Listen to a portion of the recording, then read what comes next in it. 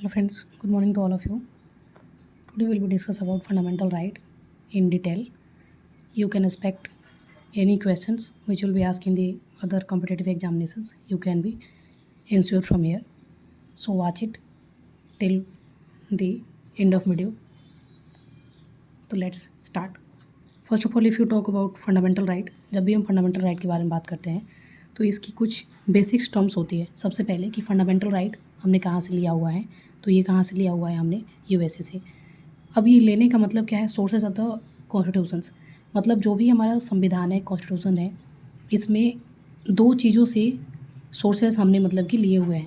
पहला एक 1935 का एक्ट है, वहाँ से कुछ हमने चीज़ें को लेकर संविधान में इनकलकेट किया है, या तो फिर आपको जो है अदर कंट्री से। तो जो अदर कंट्री से कुछ कुछ चीज़ें ली गई है, जैसे कि प्रेसिडेंट का पोस्ट कहीं और कंट्री से लिया गया, यूएसए से लिया गया है, और वाइस प्रेसिडेंट की पोस्ट भी ली गई है वहाँ से, यूएसए से ही। उसी तरह से फंडामेंटल राइट भी कहाँ से लिया गया है, तो यूएसए से लिया गया है। उसके बाद से सेकेंड टर्म जो आता है फंडामेंटल राइट के बारे में, वो आता है कि इसके आर्टिकल्स कहाँ से कहाँ तक हैं। तो इसके आर्टिकल जो है 12 से लेकर 35 के बीच में है। उसके बाद से पार्ट की बात करें तो part third of the constitutions में है। उसके बाद से अब ये पार्ट क्या होता है, पार्ट की अगर हम जब भी बात करते हैं तो ये पार्ट क्या होता है, तो सबसे पहले देखते हैं कि एक होता है पार्ट और एक होता है शेड्यूल। तो जब ओरिजिनली कॉन्स्टिट्यूशन बना था उसमें 22 पार्ट थे, अभी नाउ अडेज 25 पार्ट है, बट एक शेड्यूल होता है। तो ये शेड्यूल कितना था, ओरिजिनली कॉन्स्टिट्यूशन में कितना था, 8 था, बट अभी कितने हैं, तो ये 12 है। जिसके लिए जो कि इसी शेड्यूल्स के अकॉर्डिंग देखें कि हमारा जो इसी के अकॉर्डिंग पार्ट जो है, तो फंडामेंटल राइट कौन सा पार्ट में गिवन है, तो ये पार्ट 3 में गिवन है। उसके बाद बात करते हैं कि हमारे फंडामेंटल राइट कितने हैं, तो कितने थे, तो 7 थे, अभी कितने हैं, तो 6 हैं। तो जो 7 थे उसमें से एक जो फंडामेंटल राइट जो था, जिसको कि राइट टू प्रॉपर्टी बुलाता है, उसको डिलीट कर दिया गया है कॉन्स्टिट्यूशन से, उसको डिलीट कर दिया गया फंडामेंटल राइट से, और उसको एक लीगल राइट बना दिया गया है। ठीक है, तो वो कब इसको हटाया गया था, तो 44th constitutional amendment of 1970 act के थ्रू इसको क्या किया गया था, हटा दिया गया था। तो अभी हमारे पास फंडामेंटल राइट कितने हैं, तो अभी हमारे पास फंडामेंटल राइट कितने हैं, 6 है। तो पहला जो राइट है वो है right to equality. Right to equality कब से कब तक है, तो ये 14 से लेकर 18 के बीच में है राइट टू इक्वालिटी। तो 14 की अगर बात करें तो इसमें भी फर्दर इसकी डिस्क्रिप्शन है। तो आर्टिकल जो 14 है इसमें 2 टाइप के फ्रेज दिए हुए हैं। पहला इक्वालिटी बिफोर लॉ, जो कि ब्रिटेन से लिया गया है, और इक्वल प्रोटेक्शन ऑफ लॉज, जो कि यूएसए से लिया गया है। ठीक है, तो ये 14 में क्या है, तो इसमें 2 फ्रेज दिए गए हैं। राइट टू इक्वालिटी के अंदर में 2 फ्रेज दिए गए हैं 14 में, इक्वालिटी बिफोर लॉ और equal protection of law. Equality before law जो है ब्रिटेन से लिया गया है, और इक्वल प्रोटेक्शन ऑफ लॉज कहाँ से लिया गया है, तो यूएसए से लिया गया है। अब आर्टिकल 15 के बारे में बात करते हैं, तो ये है 5 ग्राउंड पे किसी को भी no person can be discriminated. ठीक है, तो उसके लिए 5 ग्राउंड्स कौन कौन से हैं उसको देख लेते हैं, रेस, रिलीजन, कास्ट और जेंडर, प्लेस और प्लेस ऑफ बर्थ। ठीक है, इसके ऊपर कभी भी किसी को भी डिस्क्रिमिनेट नहीं किया जा सकता है। ठीक है, उसके बाद से आर्टिकल 16 जो है ये कहता है equality of opportunity in the all government employment. ठीक है, जैसे कि इसमें भी 5 ग्राउंड्स है, एक इसमें अलावा क्या जोड़ दिए गए हैं, रेसिडेंस जोड़ दिए गए हैं। तो क्या है इसमें भी, तो है gender, race, religion, caste, gender और प्लेस ऑफ बर्थ, उसके बाद से residence in the government employment. ठीक है, नेक्स्ट बात करते हैं कि आर्टिकल 17। आर्टिकल 17 क्या है, एबोलिशन ऑफ अनटचेबिलिटी। ये भी इस बार 69th बीपीएससी का क्या है, PYQ है, 69th बीपीएससी PYQ। ठीक है, उसके बाद ये बात करते हैं आपका equality before law. This is also ask in the BPSC exam of 68 BPSC exams, 68 BPSC exams. Okay, next abolition of untouchability, it is asked in the 69 BPSC.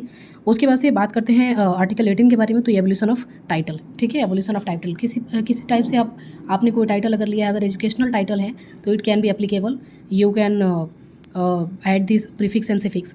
But if there is any title, जैसे कि परमवीर चक्र हो गया, ये जो भी चक्र से सम्मानित किया जाता है, इस टाइटल को आप यूज़ नहीं कर सकते हैं। This is evolution of title, जो कि आर्टिकल 18 की बात करता है। ठीक है, उसके बाद से जो दूसरा हमारा फंडामेंटल राइट है, पहला राइट टू इक्वालिटी 14 से लेकर 18 के बीच में है, दूसरा जो है fundamental to right to freedom. ठीक है, दूसरा जो है राइट टू फ्रीडम, ये कब से कब तक है, तो 19 आर्टिकल से लेकर 22 आर्टिकल के बीच में गिवन है। जिसमें कि 19 आर्टिकल क्या कहता है, freedom of speech and expressions. इसमें 5 ग्राउंड से दिए गए, जैसे कि एसोसिएशन बनाना, और मतलब ये फर्दर डिविजन्स इसका करेंगे तो, बट ओवरऑल अगर याद रखना है तो हम याद रख सकते हैं freedom of speech and expression, article 19। Article 20 की बात करें तो 20 that is given in the protection in the respect of conviction and the offences. अगर कोई ऑफेंसेस करते हैं उसके लिए कौन से प्रोटेक्शन मिलना चाहिए और कैसे मिलना चाहिए, वो आर्टिकल 20 में लिखा हुआ है। उसके बाद से आर्टिकल 21 की बात करें तो ये राइट टू लाइफ के बारे में बात करता है, और उसी में अगर सब क्लॉज एक जोड़ दे आर्टिकल 21A तो ये राइट टू एजुकेशन के बारे में बात करता है, राइट टू एजुकेशन के बारे में बात करता है। ठीक है, तो ये सब था क्या, और राइट टू फ्रीडम 19 से लेकर 22 तक है। 19 में freedom of speech and expression है, 20 में protection of respect of convictions and offences, उसके बाद से 21 में क्या है, राइट टू लाइफ है, और 21 सब क्लॉज ए में क्या है, 21A में क्या है, तो ये है राइट टू एजुकेशन। ठीक है, उसके बाद बात करते हैं हमारा नेक्स्ट आर्टिकल जो है फंडामेंटल राइट जो है, 3 नंबर का फंडामेंटल राइट जो है उसको बोलते हैं क्या, तो राइट टू अगेंस्ट एक्सप्लॉयटेशंस, जो कि 23 से लेकर 24 के बीच में गिवन है। तो इसमें बात करते हैं, अब फर्दर इसको डिवाइड करेंगे 23, 24। तो 23 में क्या गिवन है, prohibitions in the traffic human beings. ठीक है, ट्रैफिक ह्यूमन बींग्स में प्रोहिबिशन करना, इसके बारे में बात की गई है 23 आर्टिकल में। 24 आर्टिकल बात करता है फोर्स्ड लेबर के बारे में।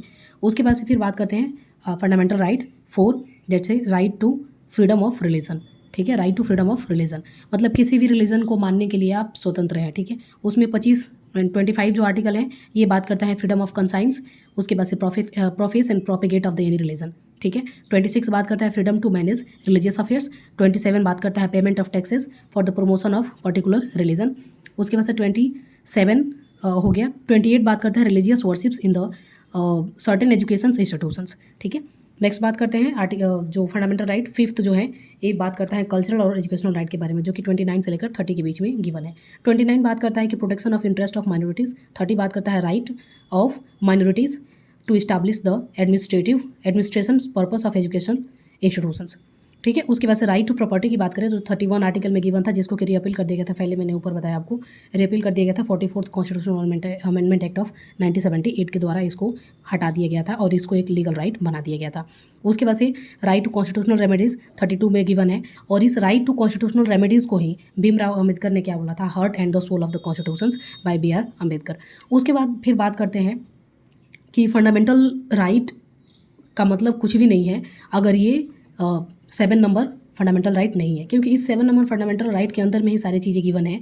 उसके लिए रेमेडीज़ दी गई है, मतलब कि जिसको हम बोलते हैं कि कोई नुस्खे, मतलब जहाँ से आप जिस चीज़ों से, अगर फंडामेंटल राइट का कोई मतलब नहीं है जब तक ये 5 रिट आपके पास नहीं है, क्योंकि अगर फंडामेंटल राइट में कोई भी रिट है, मतलब कोई भी राइट आपका वायलेट हो रहा है, कोई भी राइट मतलब गवर्नमेंट के द्वारा फॉलो नहीं किया जा रहा है, तो उसके लिए 5 रिट ऐसे दी गई है जो कि आप सुप्रीम कोर्ट और हाई कोर्ट दोनों के पास ही आप जा सकते हो। तो सुप्रीम कोर्ट में जा सकते हो कौन से आर्टिकल के थ्रू, तो ये 32 आर्टिकल कहता है कि अगर किसी भी फंडामेंटल राइट का कोई भी आपके फंडामेंटल राइट वायलेट हो रहा है तो आप आर्टिकल 32 के अंदर में आप सुप्रीम कोर्ट में जा सकते हो, और हाई कोर्ट में कब जा सकते हो, तो 226 आर्टिकल के अंदर आप हाई कोर्ट में जा सकते हो।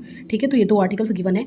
उसके बाद बात करते हैं कि रिट कौन से हैं, तो रिट कौन कौन से हैं, तो एक है habeas corpus mandamus prohibition certiorari and quo warranto. ठीक है, तो क्या है, हॉबिस कॉपस है, मैंडामस है, प्रोहिबिशन है, सर्चिलारी है और कोवारंटो है। ठीक है, तो 5 रिट्स हैं जिसके थ्रू आप अपने फंडामेंटल राइट को प्रिजर्व कर सकते हैं, आप अपने फंडामेंटल राइट को वायलेट होने से बचा सकते हैं।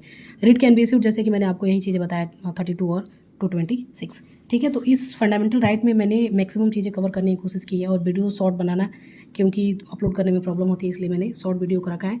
So thank you for watching.